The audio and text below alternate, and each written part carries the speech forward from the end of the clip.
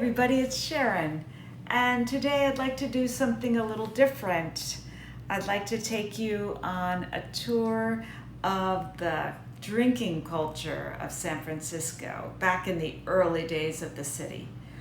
Back in those early days when the city was just booming from the days of the gold rush and the silver rush, there were many bars in the city. In fact, the city boasted of having more bars per capita than any other city in the world. And people had a fair amount of money to spend, and they liked to spend it on their pleasures, on things like food and drink. One of the most famous bars of the time was called the Bank Exchange. It was located in the middle of town, right near the water, and a block that was really important because it housed many of the newspapers and many of the legal offices. So it was a very important bar, and it was quite prosperous. They had chandeliers, crystal chandeliers. They had marble countertops. They had mahogany wood. It was a lovely bar, and it was catering to just the best of San Francisco. And the bar had a signature drink called the Pisco Punch. Now, it was made from Pisco brandy, which was imported from Peru and had a very high alcohol content. It was made also, we know, with pineapples. Pineapples which were then an exotic and treasured fruit, very expensive.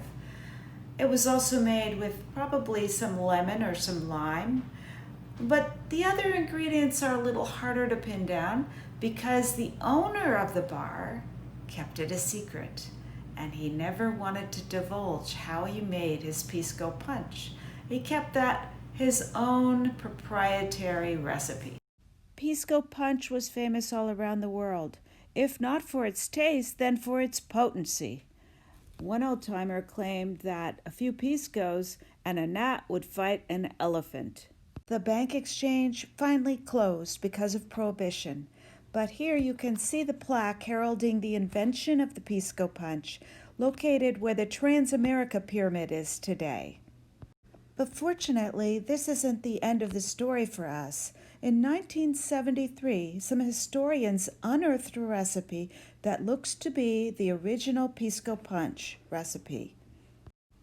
Notice the additional ingredient of gum syrup, something not particularly well known today.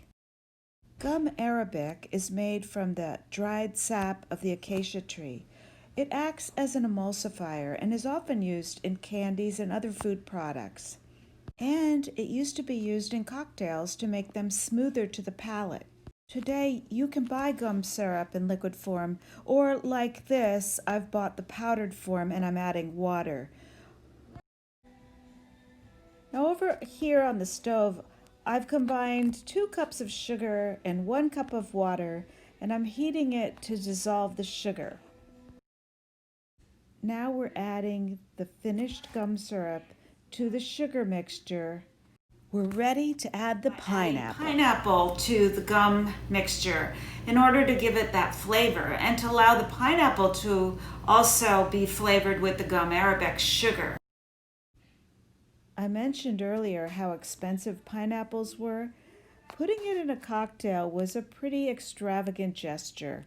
It just showed how much money there was in San Francisco at the time.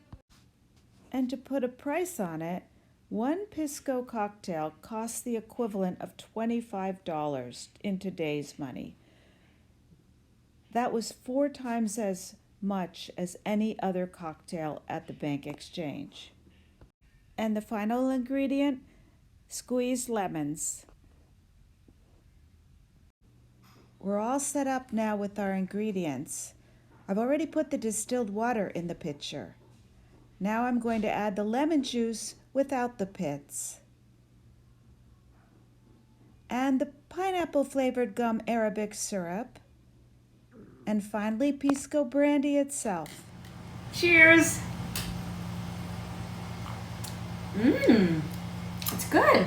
It's like good. A little sour sweet. Delicious. Good job, Mom. Delicious. To you. go.